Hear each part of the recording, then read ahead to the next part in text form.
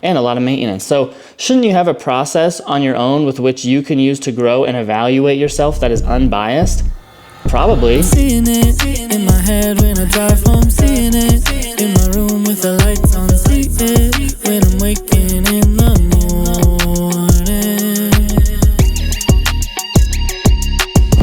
All right, well, today I'm making a cup of coffee and I'm talking about journaling or bullet journaling or journaling habits or just journaling. Okay, so I think the biggest thing when it comes to journaling or bullet journaling or anything along those lines is you have to figure out what exactly you're trying to get out of it, right? There's so many different types of journaling.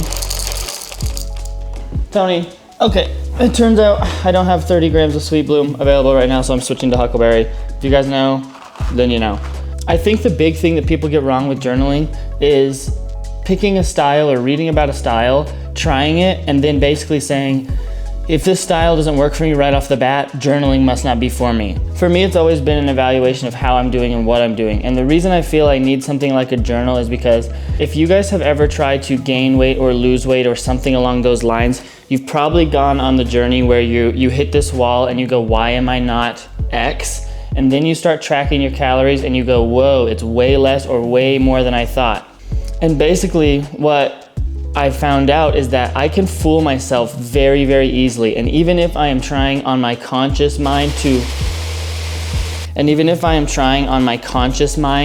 to be aware of my faults and try to be honest with myself, I can fool myself on a sub level, or it could just be a knowledge gap. So I was like, I need some sort of tool that is unbiased, that I can evaluate what I'm doing and make sure that I'm not tricking myself. And when I was younger and I tried to gain weight or something like that, I remember people telling me, you're just not eating enough, you're just not eating enough. And I'm going, yes, I am, dude. I'm eating all the time and I'm full all the time.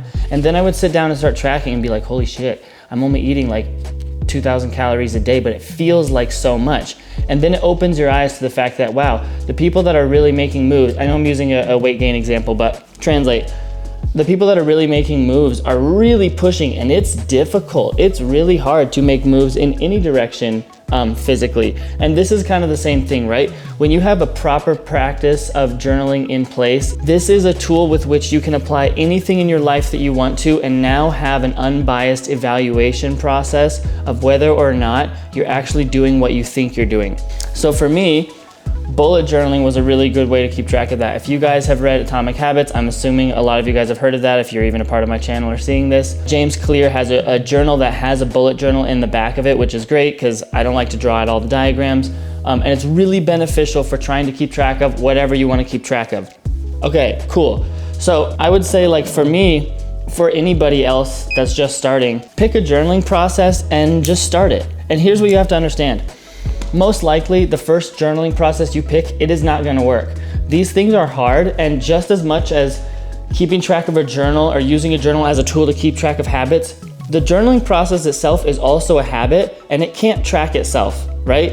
I suppose you could, well, maybe it could. People pick a journaling habit or a journaling style, try it for a couple weeks, and then they overwhelm themselves, and almost everybody stops doing it. Instead of saying, okay, not only am I going to use the journal to track these habits and evaluate those, I'm also going to evaluate journaling and see what happens with that, right? So I jump on, I evaluate for, I hope this doesn't lose focus. I better double check. Just making sure here. When you fall off your journaling habit or whatever you want to try, and I'm using the word when because it will happen. You'll find yourself 2 weeks, it just didn't happen. Evaluate why, right? There's a big, I forget which book it is that talks about it. I think it might be James Clear's, I'm not fully sure. But he talks about this thing where people start journaling and then they do like a page a day, right? And it's like a 10-minute process. And you can't, and they wear themselves out. Or one day they'll do like 10 pages when they're first starting. They're like, yeah, I got so much on my mind. And so they write this out and then eventually they can't keep up with it. And James Clear's book has pages in the front for a line a day.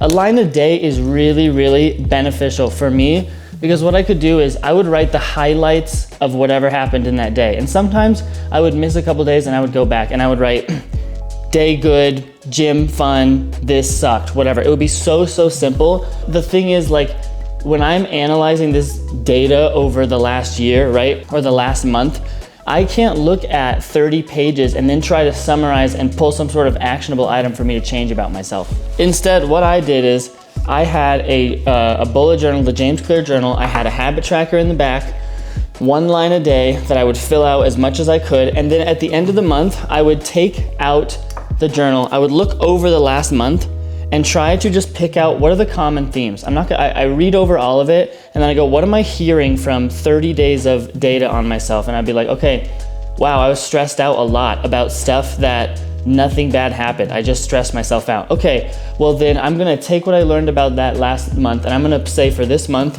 one of the things I'm working on is trying to control my stress levels when bad things haven't happened yet, not be anxious about the future. Okay, cool. Well, now we have a process where I can actually look at what's going on inside my head objectively, because when I'm writing that stuff out, I'm not thinking like, oh, I wanna, tell myself this in the future. I'm going, this sucked, I feel stressed, whatever. And then I get 30 days worth of data and I'm like, wow, I was talking about this topic a lot or whatever. And then on top of that, I'll go through a year, right? I'll take that month data and I'll write out the top 3 things that stand out to me. I was really happy. I enjoyed my time with my friends. I hated this, whatever. And then I'll take those 3 summarizations of the month and I'll look at them at the end of the year and go, okay, what are the top 3, what are the top big topics? Have you guys ever seen those word picture clouds where you put a bunch of stuff into it and whichever words appear the most are bigger? It's kind of like that. I'll look at this and I'll go, cool, what words are really big in my year? What words or what topics am I thinking about or talking about a lot? I did 30 grams of coffee, so I'm gonna do a 60 gram bloom for 30 seconds. I don't care if it's right or wrong, that's what I do. Charts. I apparently barely know how to work the scale. Anyway, so that's been really, really helpful for me, but also that wasn't how it was right off the bat, right? I had to learn and go through that. And I think when you select any sort of journaling process, 68 grams, I think when you select any sort of journaling process, you have to go, okay, this is probably not gonna work right off the bat. I'm gonna try this and I'm going to find out why, okay? Start your journaling process. Maybe you're really, really strong for a week.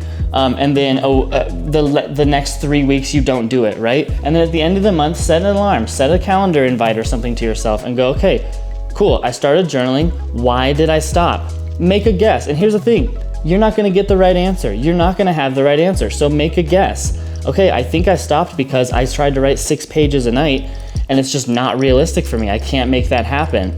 So then try to shorten it or try to whatever. I think that journaling processes are one of the most beneficial things people can have in life because of how easy it is to fool our own brains into what we're doing and fool our own brains into thinking about ourselves. It's the only form of unbiased communication. Not everybody has friends that can tell them, what they're doing wrong. Not everybody has mentors. Not everybody has those people around them. You know what?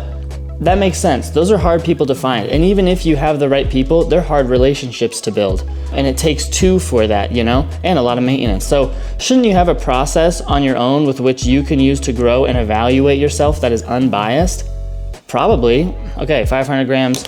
I'm gonna give it a little swirl so it, goes down properly, and then that's pretty much it. So right now, I was doing bullet journaling, the James Clear journal, for probably 3 or 4 years, and it was massively beneficial for me. I've stopped recently, and now I do something a little different. I don't know if there's a term for this, if somebody has a name for it, but I call them brain declutters, brain dumps, and I'll sit down on my laptop when I need it, right? I'll wake up in the morning and sometimes my head just feels like there's 1,000 things and I can't organize it, and I'll basically vent to myself, and I'll write out, I'll go on my laptop and write out a massive paragraph, just tons of thoughts, everything coming in, and then at the end I'll be like, oh, okay, I feel a lot better. It's like I cleaned my room now, and now I can focus a little bit. And not to mention, it's really interesting to go back and read what I just wrote 10 minutes ago and be like, whoa, I woke up and I was already stressed out about all this stuff that doesn't really matter. Or, oh, I woke up and man, I'm thinking about this stuff.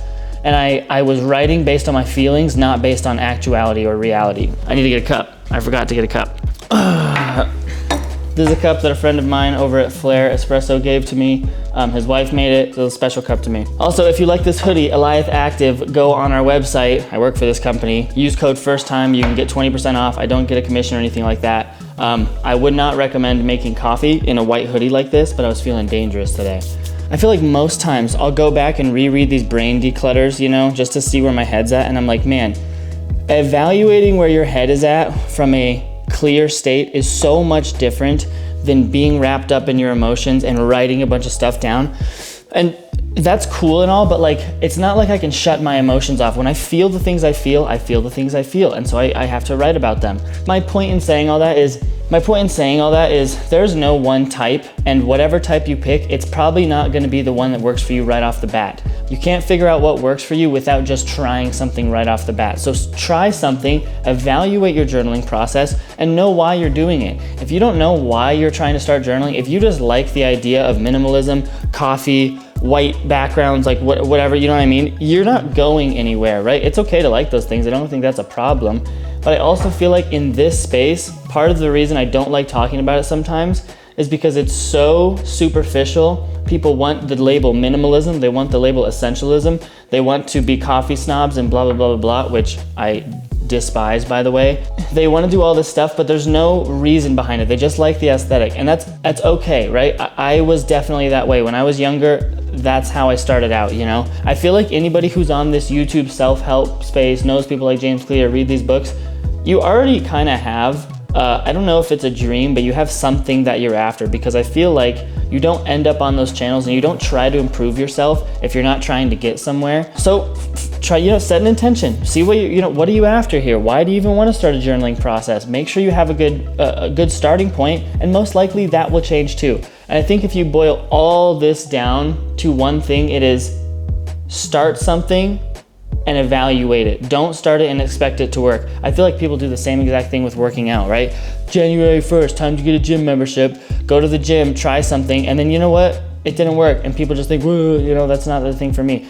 My brother, he likes group fitness classes, and that's worked for him. He goes 3 times a week, and he's been doing it for years. For me, I don't like that stuff. I like to go in the gym, be by myself mentally, put my headphones on, and lift. That's my kind of style. What if I tried to go do group fitness, and I was like, yeah, I'm gonna make change my life, and I went to go do group fitness or whatever, and I didn't like it, and then I was just like, oh, I guess health isn't good for me, you know? No, it's not like that. You basically have to keep evaluating until you find what works for you, and no one's gonna be able to figure that out for you. You might stumble across it if you're very lucky, as some people do. I think it is a very, very beneficial thing for people to do, and I think that everybody has to go on their own journey in figuring out what and why things work for them. But I really do feel like a big thing missing is evaluating the journaling process itself and developing that. You know, you watch all these self-help books and you watch all these YouTube channels, and especially if you ever watch those like CEO morning routines and you hear weird stuff, they're like, yeah, I get up at 3:30 a.m. and then I drink 6 bags of oatmeal or whatever it is, right? They're all really odd, and I think people approach those completely the wrong way. They look at that and they go, oh, it's a weird thing to do, so I should probably do that weird thing, and that will get me to their status. But the reality is, the weird thing they do happened because they tried 1,000 things over 10 years and eventually found out that, hey, for some reason, my body likes 6 bags of oatmeal in the morning. I don't know why. You even think about something like that, that's so odd, right? And I know it's an extreme example, but those are out there. And people only figure that out by trying stuff and evaluating and going, okay, you know what? My stomach always feels a little weird in the morning, right? So how about I start some sort of learning process. For this week, I'm gonna have just oatmeal in the morning, see if I feel better. Okay, that didn't work, blah, blah, blah. And eventually after, who knows how long it takes, you end up with some weird thing like I wake up first, I eat 2 crackers, then I go to the gym, then I come home, then I have breakfast, then I read, then I do a protein shake, and then I can start work. And it's like, okay, that's so specific and weird, and it doesn't work because it's weird. It works because you tested and you found that for whatever reason, that works for you. This is a random video. I have not done a video like this. I know that people follow my channel for coffee and these kind of topics. My brain, I'm constantly thinking about stuff like this. And I think realistically, I'm not gonna be able to, at least right now, sit down and structure out these God level videos and structures. But I can sit down and just explain what's in my head. 100%, he's gonna yank that. Tony. And so I'm gonna try this. This is what, maybe I'll just do this. Maybe I'll do some videos like this. I'll make a cup of coffee, talk about whatever I've just been thinking about. Hopefully this will just give you some thoughts, right? I don't think this is gonna change your life necessarily, although, you know, journaling habits very well could, to be honest. If you like these videos, let me know. Leave a comment down below. Give me some suggestions. Give me some topics you wanna hear about. Give me some ideas, baby. Let me know what you wanna see. See you later. I'm seeing it in my head when I drive home, seeing it in my room with the lights on, see it when I'm waking in